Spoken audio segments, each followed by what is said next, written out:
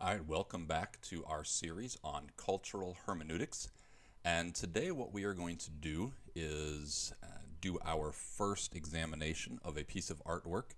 And this video, especially, is going to be an example. So, if you're watching this and you don't know exactly what we're doing, I encourage you to watch the introduction to the series on cultural hermeneutics. But the very short description again is that as believers, we need to be students of the culture, examining the artwork, the things that they produce as a conglomerate, to examine what are the lessons we can learn. What are these things telling us, either explicitly or implied in the aspects of the artwork itself. And so today, what we will do is examine a song. And the reason I'm going to use this song is because it helps us to understand some things that are more important to do cultural hermeneutics on.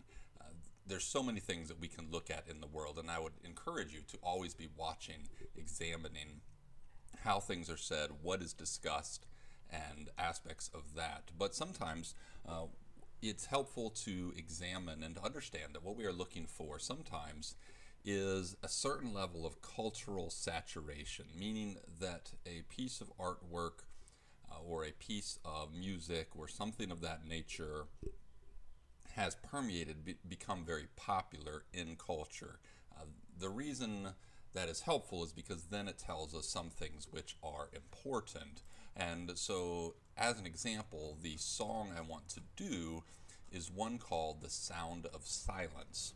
Now, this song was originally done by a group called Simon and Garfunkel in the 1960s, and while it wasn't immediately popular, it did eventually reach higher on the charts, was included in the soundtrack to some movies, and became very popular later in the 1960s.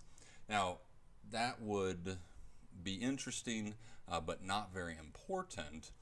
But the reason why it becomes much more important is because in 2015, a group called Disturbed did a cover of the song. If you're not familiar, a cover is when a group sings another group's or individual's song. And so what happened is this group called Disturbed. Now, exactly what Disturbed is complicated, but most people would say they're heavy metal.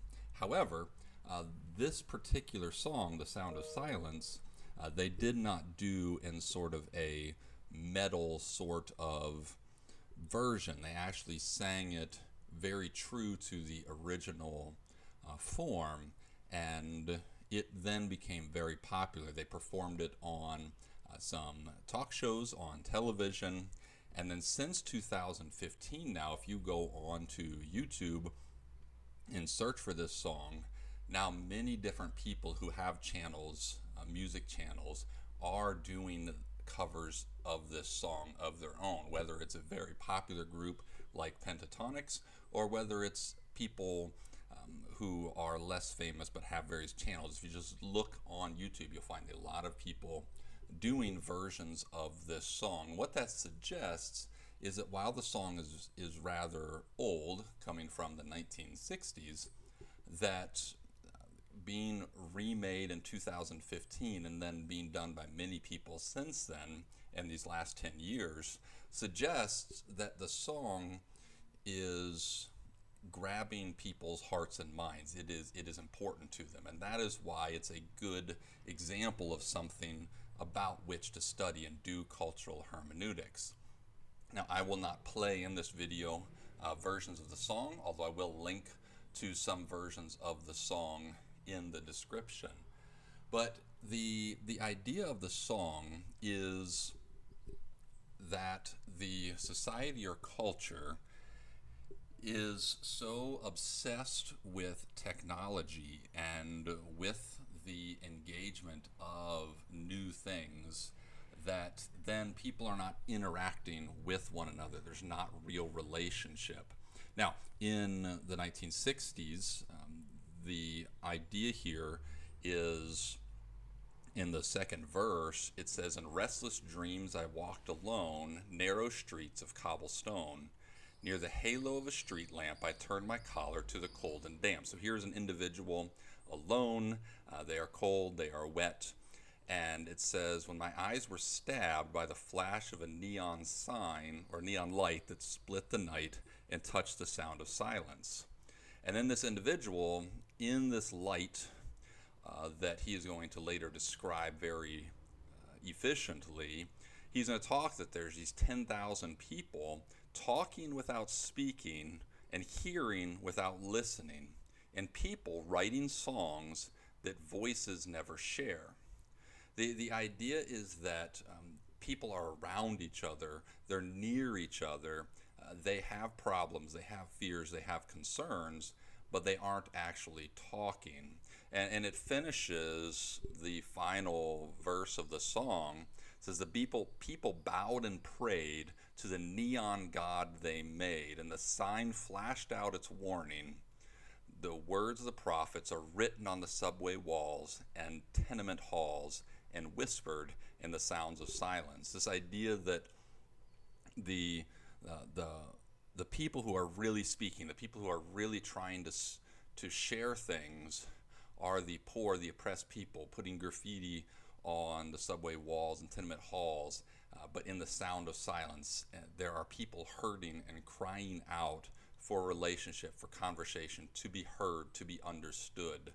And it is in this song then, from the 1960s, made again in 2015, and then growing through the culture, that is significant in that we have to recognize as Christians, as believers, that while we see busy people, while we see people interconnected and on social media consuming the content of the world, it does not mean that people actually feel relationships and feel heard. So many people do not have sufficient groups in their life where they really actually feel belonging.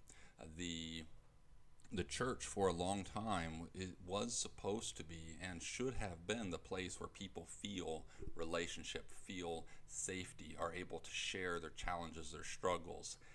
But for many people, whether the church stopped being that or whether it just wasn't recognized, people have moved away. And while there are groups, people have different communities around them sometimes that provide that, many people lack real relationship, a real place to be open and vulnerable and to be heard. And so we have this song that has remained and grown popular, and the idea is that in silence, in not talking, in not sharing, there is a great hurt that is happening. The second to last verse of the song says, "Fools, you do not know, silence like a cancer grows." The idea that failure to share, be open, to have relationship is harmful. And it's not something that is not well known. It is very common. The idea is that culture is crying out. The reason the song is popular, I believe, is because people want relationship, want to be heard, but they aren't finding it. In the technology, in the interconnectedness, and the opportunity to talk to people around the world, there is not much relationship.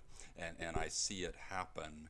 And from that, it is an opening, it is an opportunity for the church and for true believers to structure church, to make outreach and efforts to listen, to let people know that we want to hear them, we want to hear their stories, we want to share in their suffering, we want to be part of that and carry their burdens.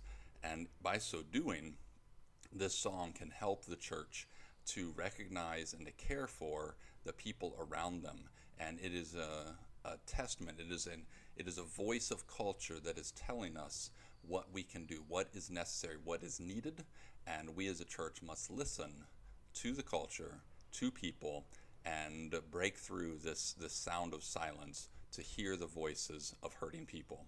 So thank you, stay tuned, and we'll examine something else on our next edition of Cultural Hermeneutics.